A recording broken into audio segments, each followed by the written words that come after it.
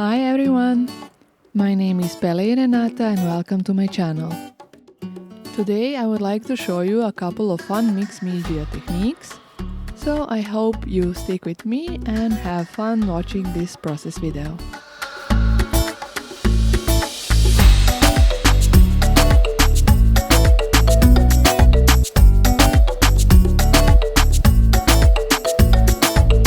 First of all, I would like to tell that this page will be made in the new perfect size journal from Art by Marlene. But before I start, I decided first to plan out my focal images. From the new die cut block there is this cute artsy bear, but I wanted to give him some fun artsy accessories. So I went back to one of the older die cut blocks and pushed out some brushes, pastel pencils, washi tape and such. It's really great thing how you can so perfectly combine older and newer supplies from Art by Marlene range. Some of the die cut elements have a bit of a white frame around them, like that bear for instance. And while that is really great for cards, I don't particularly enjoy that for my art journaling. So for certain elements I did some fussy cutting. And to cover all mistakes while fussy cutting and to make it look more neat, I tend to use a black brush pen to go all around the edges.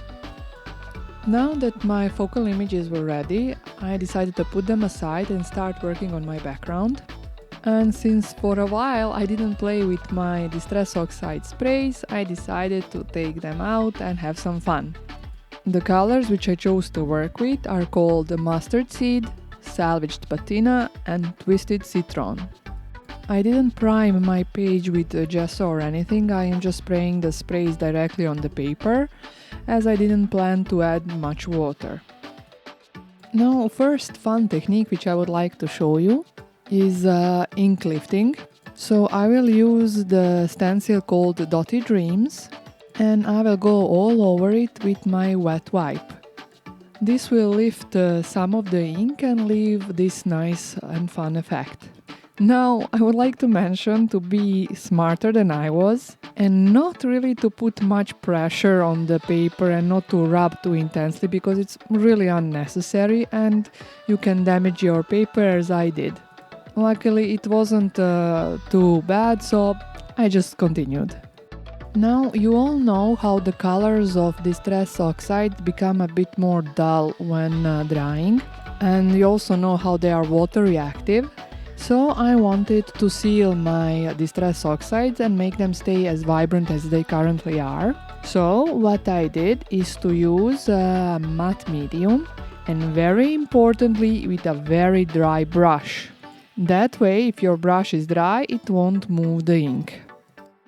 Okay, so now that my matte medium layer was dry, I decided to do some more stencil work and I will be applying a very thin layer of Art by Marlene acrylic in white color called Lace. To apply the paint, I will be using Art by Marlene artist sponges, and for them to give the best possible result, you should lift just a bit of paint. Of course, remove any excess and do light dabbing moves.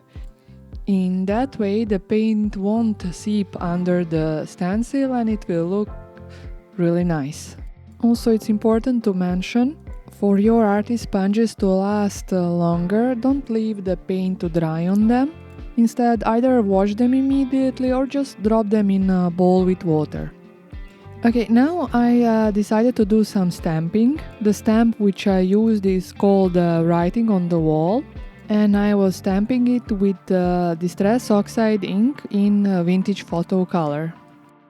If you're wondering why I chose to work with the brown color, it is because it goes really well with the colors that I used on my background.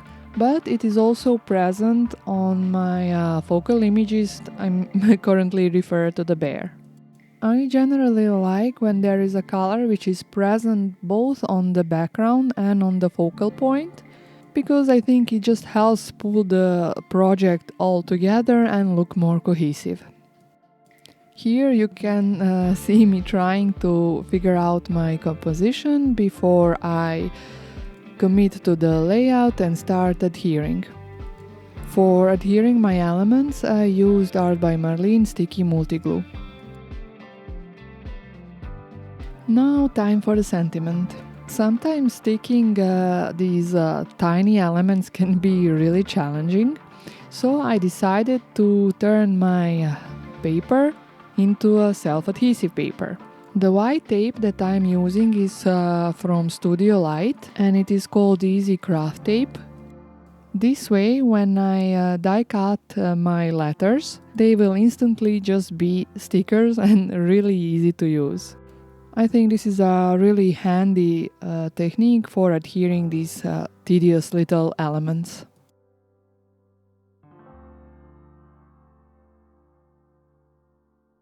Some of you who follow my work might have noticed that I very often enjoy having two types of letters in my sentiments.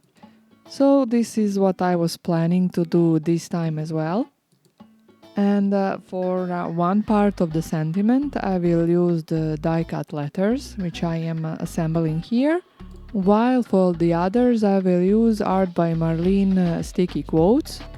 These sticky quotes are from the latest signature collection release, and they come in 3 colors: white, black and pink.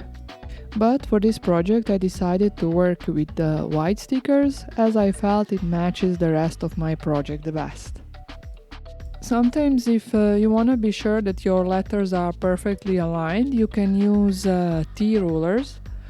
But honestly, I wasn't going to be that tidy this time. If you're curious about the exact supplies that I have used for this project, as usual you can find the full list of products in the description box down below. But in these hard times I recommend just use whatever you have. So for instance, if you don't have these die cut letters, instead you could use an alphabet stamp set too.